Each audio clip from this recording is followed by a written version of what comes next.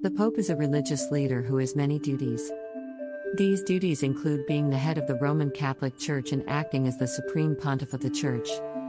His responsibilities also include presidency over orthodoxy and morality throughout the world. Infallibility. Catholics are divided on the issue of infallibility of the Pope. Critics point to past popes' mistakes as evidence of their lack of papal infallibility. But this is not necessarily the case. Infallibility of the Pope is based on the teaching of the Catholic Church, and the Church's own documents ascribe to him certain qualities. Infallibility is a privilege that a pope can use once in a century. It does not apply to the Pope's disciplinary actions or unofficial comments on faith. Private theological opinions may not be infallible and may not be accepted by the Church. Convening power. The unique conciliar power of the Pope is unmatched. Popes can appoint people for specific purposes and work together towards the common good. The Pope can also convene councils. Pope John XXIII called Vatican II to order in 1962. Vatican II was the largest gathering in the Church's history, and it produced 16 landmark documents. It was the first major reform in almost a century. As a leading figure in international relations, the Pope enjoys formal diplomatic relations with over 180 countries. He is the spiritual leader for the Catholic Church with more than 1 billion members. The Pope is a worldwide icon and celebrity. He is well recognized in the global community and is a regular participant in public debates. Authorization to depose.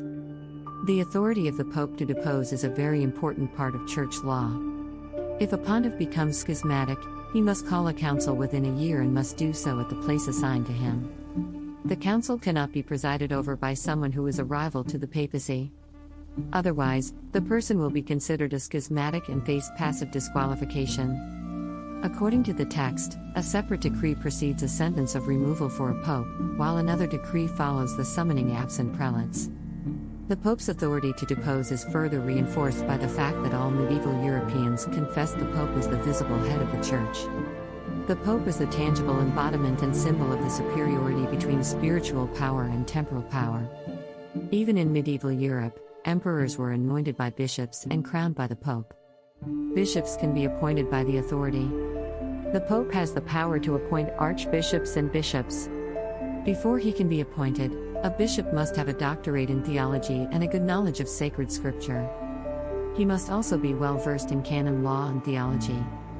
The Pope can appoint bishops for the Latin Church and other major archiepiscopal churches. The Holy See may also appoint bishops for Oriental churches or mission countries. The Holy See also appoints bishops for Latin-speaking churches in the Middle East and Greece. In either case, the decision must be published in the Holy See Bulletin and in news media. However, this authority has been challenged. Although the Church has always claimed its right to appoint bishops in the past, secular rulers have often been more powerful than the Catholic Church.